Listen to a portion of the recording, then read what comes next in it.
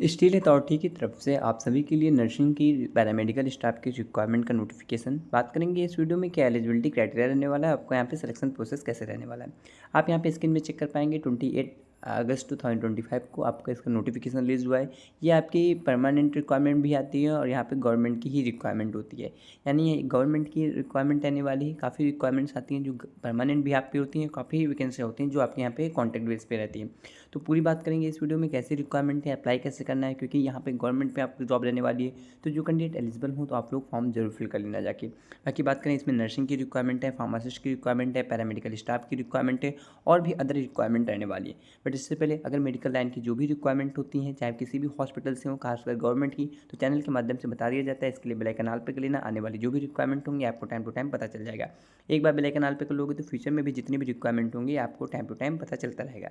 अब बात करें नोटिफिकेशन, आप यहाँ पे एडवर्टाइजमेंट नंबर भी चेक कर सकते हैं। डेट हमने आपको पहले बता दी, जिससे आपको ये लगे ऑफिशियल नोटिफिकेशन है, क्योंकि जो कोई भी ऑफिशियल नोटिफिकेशन आता है तो आपको यहाँ पे टाइम और यहाँ पे एडवर्टाइजमेंट नंबर ज़्यादा लिखा रहता है। तो आप एडवर्टाइजमेंट जाकर निकाल भी सकते हो। अगर ये नोटिफिकेशन आपको न मिले तो इनकी ऑफिशियल वेबसाइट विजिट कर लेना है, या व्हाट्सअप की लिंक डिस्क्रिप्शन प्रोवाइड कर देंगे, या वेबसाइट की भी लिंक डिस्क्रिप्शन प्रोवाइड कर देंगे, आप वहाँ से भी जाके अप्लाई कर पाओगे। तो हमने आपको सिंपली बता दिया अप्लाई कैसे करना है, और यहाँ पे आपकी ये एडवर्टाइजमेंट आज की डेट में रिलीज हुआ है। अब बात करें क्या रिक्वायरमेंट आने वाली है, तो देखिए यहाँ पे ऑपरेशन थिएटर यानी ओटी की रिक्वायरमेंट रहने वाली है। टोटल आपकी 3 पोस्ट रहेंगी, जो कि आपकी केवल यूआर कैटेगरी की रहने वाली है। और इसमें और भी किसी की रिक्वायरमेंट रहने वाली, ड्रेसर की रिक्वायरमेंट रहेगी, एक्सरे टेक्नीशियंस की रिक्वायरमेंट है। इसी तरह यहाँ बात करें तो फार्मासिस्ट की 2 रिक्वायरमेंट हैं, एक यूआर कैटेगरी में रखी जाएगी, एक ओबीसी एनसीएल कैटेगरी में रखी जाएगी। इसके बाद यहाँ पे देखेंगे तो लेबोरेटरी ब्लड सेंटर टेक्नीशियंस की रहने वाली, प्लम्बरी यहाँ पे फ्यूजन की रिक्वायरमेंट रहने वाली, ऑप्टोमेट्रिस्ट की रिक्वायरमेंट रहने वाली, और भी अदर पोस्टों पे रिक्वायरमेंट रहने वाली है। इससे पहले आप नीचे नोटिफिकेशन करें तो आपको वहाँ पे और भी अदर पोस्टों पे रिक्वायरमेंट रहने वाली, जैसे यहाँ पे डेंटल असिस्टेंट की रहने वाली है, और सबसे इंपॉर्टेंट यहाँ पे नर्सिंग की रिक्वायरमेंट रहने वाली 15 टोटल पोस्ट रहने वाली हैं। जिसमें से आपके यहाँ पे जो रिजर्वेशन मिलेगा ओबीसी एससी एसटी और यहाँ पे विकलांग कैटेगरी के लिए भी रिजर्वेशन रखा गया है। तो आपने अगर नर्सिंग किया है तो अच्छी रिक्वायरमेंट है, गवर्नमेंट की रिक्वायरमेंट है, तो एलिजिबल हैं तो फॉर्म फिल करें।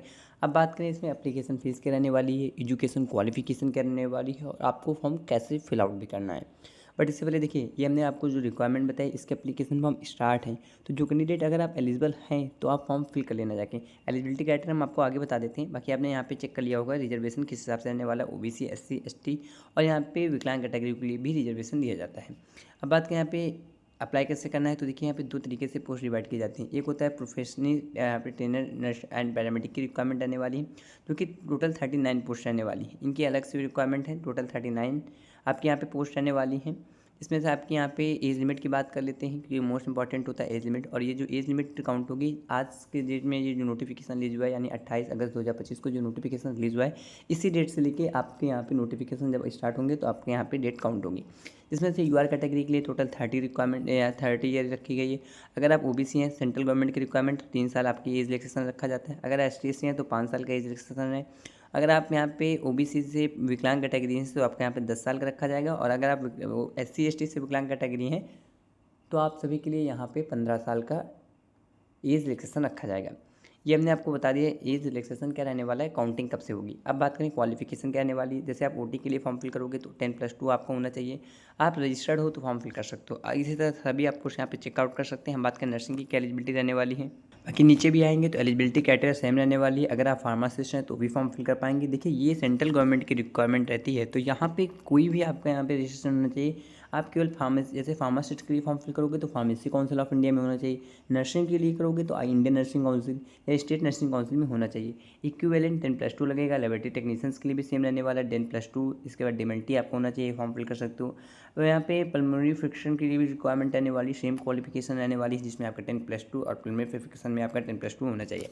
अब बात करें यहाँ पे एनएम के लिए क्या रिक्वायरमेंट है, नर्सिंग के लिए क्या रिक्वायरमेंट रहने वाली है। बाकी और नीचे आएंगे तो नंबर 11 पे, नंबर 12 पे आएंगे तो आपको यहाँ पे अलग रिक्वायरमेंट दिखेगी। नंबर 11 में आपकी यहाँ पे वेकिनेटर की रिक्वायरमेंट आने वाली, 10+2 के कैंडिडेट फॉर्म फिल कर पाएंगे। अगर आपने यहाँ पे जेएनएम किया है, बीएससी नर्सिंग किया है, एनएम किया है तो भी फॉर्म फिल कर पाएंगे।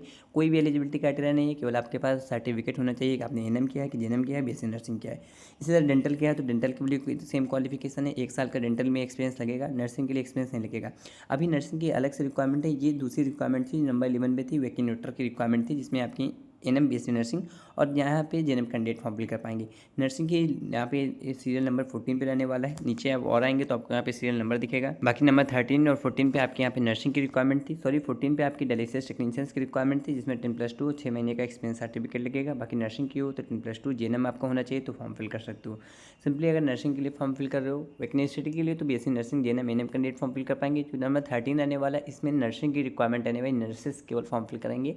जिन लोगों ने 10+2 की इक्विवेलेंट किया है यानी जनरल नर्सिंग मिडवाइफरी किया है तो आप फॉर्म फिल कर सकते हैं।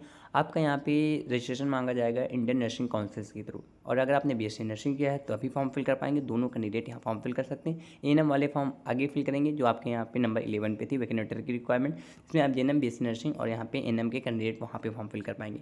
अप्लाई कैसे करना है ये हम आपको बता देते हैं। तो इसके लिए आप जैसे ही नोटिफिकेशन स्क्रॉल करोगे तो आप नीचे आ जाओगे, आपके आगे पूरा ओपन हो जाएगा कैसे आपकी कैसी रिक्वायरमेंट आने वाली है। देखिए ये नर्सिंग प्लस पैरामेडिकल की रिक्वायरमेंट आने वाली है, और यहाँ पे हमने आपको बताया है full eligibility criteria selection process बता दिया है।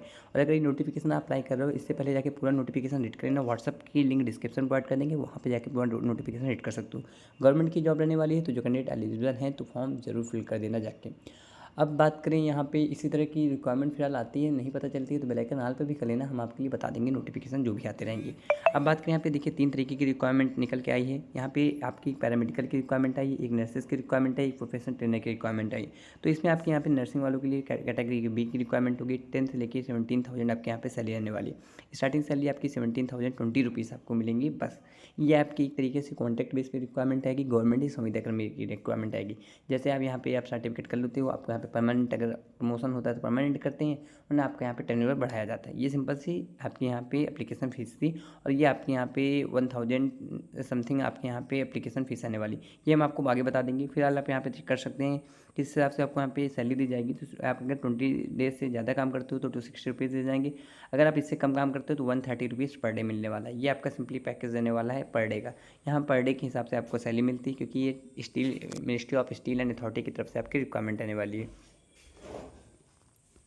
अब बात करें आपको यहाँ पे फॉर्म कैसे फिल आउट करना है, आपका यहाँ पे इंटरव्यू कब होगा या आपका जो एग्ज़ाम होगा वो कब तक रहने वाला है। तो इसमें जो सिलेक्शन प्रोसेस रहने वाला है आपको यहाँ पे बताया गया है। इंटरव्यू भी यहाँ पे रिक्वायरमेंट आएगा। अब इंटरव्यू आपकी डेट कहाँ रहने वाली है, तो ये आपकी वेस्ट बंगाल की तरफ से रिक्वायरमेंट है। आर इंडिया के कैंडिडेट हो फॉर्म फिल कर पाओगे, प्रॉब्लम नहीं होगी। फ्रेशर से भी फॉर्म फिल करेंगे यानी बिना एक्सपीरियंस के फॉर्म फिल करोगे, बट जो जॉब लोकेशन आएगी आपकी वेस्ट बंगाल की तरफ से जॉब लोकेशन रहने वाली है। हम आपको इंटरव्यू का एड्रेस बता देते हैं कहाँ पे आपको जाना पड़ेगा। इंटरव्यू की जो आपके यहाँ पे डेट रहने वाली है, तो यहाँ पे आपको जो डेट दी गई है 2 तरीके की डेट दी गई है। अगर आप OT dresser X-ray technician ECG technicians के लिए फॉर्म फिल करोगे तो आपको 50 सितंबर 2025 को जाना पड़ेगा। केवल नर्सेस रहने वाली नर्सिंग के लिए आपके यहाँ पे 16 सितंबर रखी गई है। ये केवल नर्सेस की रखी गई है। अगर नर्सिंग के लिए फॉर्म फिल कर रहे हो, आप में से ज़्यादा कैंडिडेट नर्सिंग के लिए फॉर्म फिल करेंगे, तो यहाँ पे 16 सितंबर 2025 को आपको यहाँ पे जाना पड़ेगा। अब बात कर लेते हैं यहाँ पे इंपॉर्टेंट जो रहने वाला है कि आपको इंटरव्यू का एड्रेस क्या रहने वाला है। तो आप चाहे तो इसकी स्क्रीनशॉट ले लेना, व्हाट्सएप पे भी शेयर कर देंगे, आप वहाँ से भी जाके पूरा एड्रेस कॉपी कर लेना और अपना जाके यहाँ पे एड्रेस आपका इंटरव्यू दे देना जाके। जैसा ही होगा आपको यहाँ पे ईमेल के भी थ्रू बता दिया जाएगा इंटरव्यू। अगर इंटरव्यू डेट एक्सटेंड नहीं होगी, इससे पहले अगर वीडियो देख रहे हो तो अप्लाई कर देना, अगर बाद में वीडियो देख रहे हो तो आप अप्लाई नहीं कर सकते हो, क्योंकि इंटरव्यू की डेट एकदम फिक्स होती है, ये चेंजेस नहीं होते हैं। और अगर कोई डाउट रह गया हो तो कमेंट सेक्शन में कमेंट कर देना, वहाँ पे भी हम आपको आंसर जरूर प्रोवाइड कर देंगे। मिलते हैं नेक्स्ट रिक्वायरमेंट के साथ, कोई बड़ी वैकेंसियों के साथ। इसी तरह के आने वाली जो भी रिक्वायरमेंट हो आपको टाइम टू टाइम पता चल जाए, इसके लिए बेल आइकन ऑल पे कर लेना। जब तक clear, thank you very much.